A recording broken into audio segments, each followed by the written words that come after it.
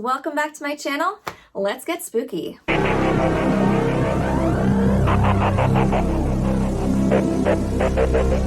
So we finally made it through February and I watched a lot of movies that I want to talk about. So let's dive into it. First movie I want to talk about is Saint Maud. Saint Maud has been highly anticipated in the horror community and I'm happy to say it did not disappoint for me. So Saint Maud follows a young nurse named Maud who is recovering from a traumatic event in her career as she undertakes a new patient named Amanda. And Maud has become extremely religious since her traumatic event, and she thinks that she can talk to God, and she thinks that she has a bigger purpose in Amanda's life. She thinks that she's been sent to Amanda's life to save her. I managed to go into this film pretty blindly, but I knew it was going to be a slow burn. So I really enjoyed watching as Maud kind of unravels over the course of the film and really learning about her past and about how she found God and learning about how the trauma that she experienced has affected her mindset now. This film focuses on an unreliable narrator, and we don't really know what's real and what's not, as we're following strictly from Maud's perspective. We don't get to see everybody else's perspective on what's going on. So there's really a lot of questions, and of course those questions are answered throughout the film, and particularly the film's end, which was brilliant. It shocked me. And it's just so good. Director Rose Glass has said in interviews that Rose's quest to save someone is undeniably carried by her desire to connect with somebody and make friends, find friendship in another person, develop a deeper relationship with somebody. And that's just, it's so sad, but so relatable, because how many of us out there have been going through something difficult and they're just seeking a purpose in life and seeking it in other people or other things, like, for example, religion. The performance by the lead actress is phenomenal. She carries this film. You feel everything she's feeling, every emotion. You feel her pain when she is feeling pain, and you can understand how excited she is when she speaks to God, and she makes you believe that she actually is speaking to God, or you wonder, is she just losing her mind? So it's never straightforward because her performance is so layered and nuanced, and it's just incredible to watch. Saint Maud is a very dark, very visceral, disturbing experience, but I do recommend it. I don't think it's for everybody. I enjoyed it. So next I'm going to talk about The Love Witch. The Love Witch follows a young witch named Elaine who is just looking for love.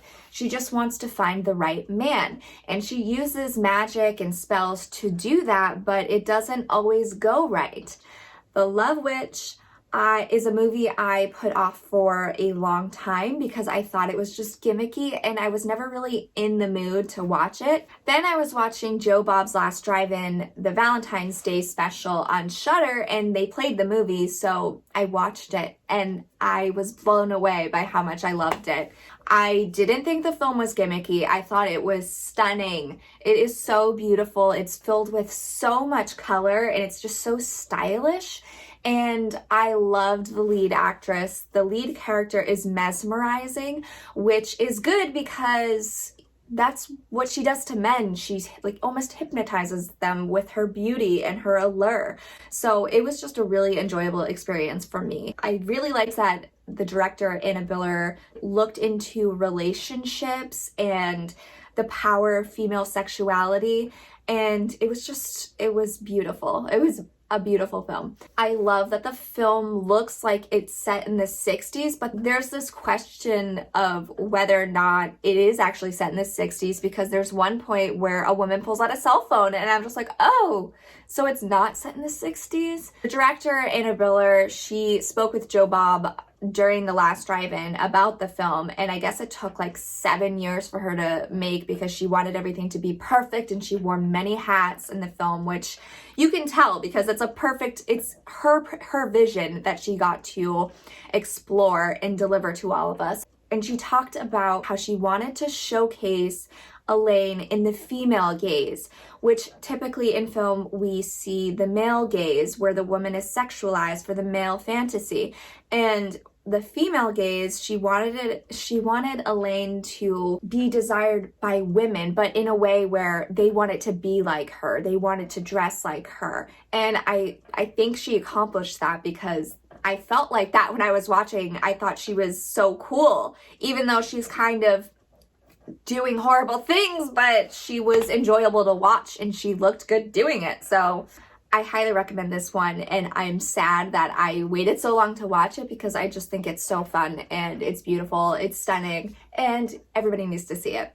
Next, I'm going to talk about Spontaneous. So it may be argued that Spontaneous is not a horror film, but it follows a group of teens who are mysteriously exploding in the midst of a pandemic and how these teens are trying to survive. So it's a fucking horror movie, okay? As I said before, Spontaneous follows high school students who are trying to survive a pandemic where their classmates spontaneously combust, and there's lots of blood in this. It gets pretty gross. And the main character is a girl named Mara, and she finds love with a new boy who decides that he just needs to tell her his feelings for her because he doesn't know if he's gonna have the next day to do so. And the film really focuses on that theme of living in the moment, not waiting for a pandemic to come and ruin things so you can't live your life.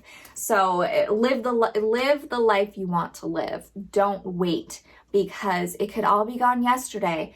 Do what you want to do.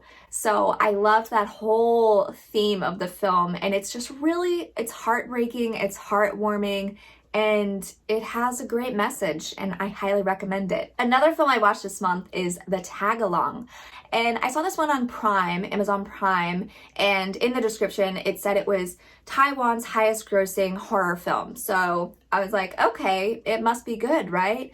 And I decided to watch it, and it was good. It was not great. It felt very generic in that it didn't do a lot with what it had, but it was still an interesting look into this family dynamic, and it shares similar themes as Spontaneous. The Tagalong is a Taiwanese horror film that is set around an urban legend about a little girl who haunts people who go into the woods. If you go into the woods and somebody calls out your name, your full name, and you turn around, she can take your soul. So this guy's grandmother goes onto a hike with a group of people, and this this ghost spirit of this little girl follows one of them back, and then it just slowly spreads like almost like a virus, where she slowly starts getting a new person each time, because the next victim will call out somebody else's name, and then it just gets passed along.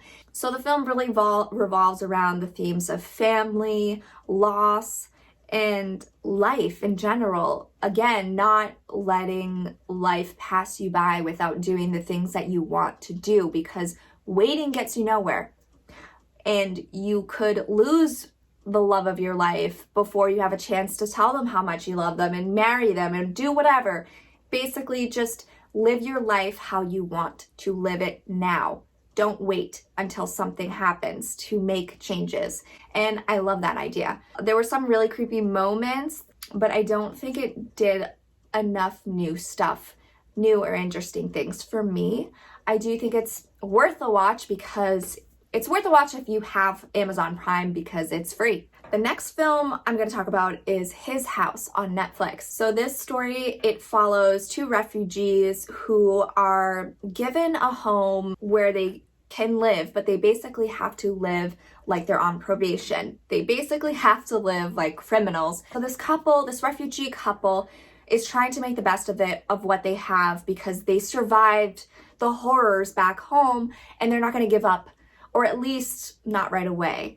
They bring the ghosts from their past with them into this new house, and it begins to terrorize them, basically. It's filled with the most haunting imagery I've ever seen.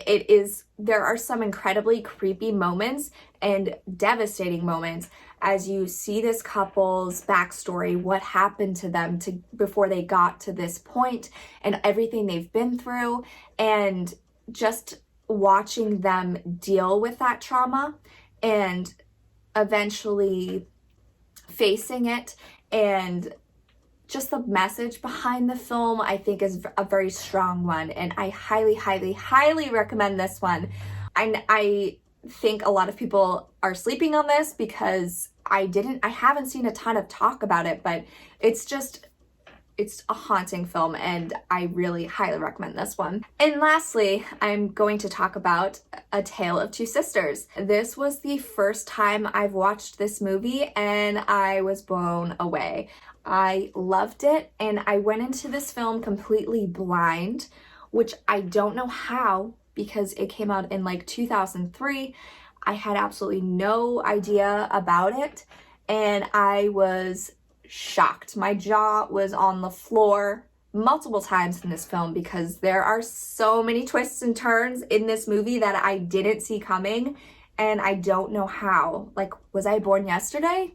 Do I not watch horror movies? How the fuck did I not know this was coming? The story follows two sisters who are arriving back home to their family's estate after being institutionalized for something, and they are greeted by their dad's new wife, who is their stepmom, and she's pretty evil. They hate her. She's terrible. We follow their journey as they try to adjust to this new situation, and the dad is kind of on edge and worried about his daughters because he doesn't think that they're doing better. He thinks that there's still issues going on, and he's not seeing what his new wife is doing to his daughters. I just learned while I was watching it that there's an American remake called The Uninvited, starring Emily Browning, and I had absolutely no idea that that movie was a remake of this film, and I don't remember hating that movie,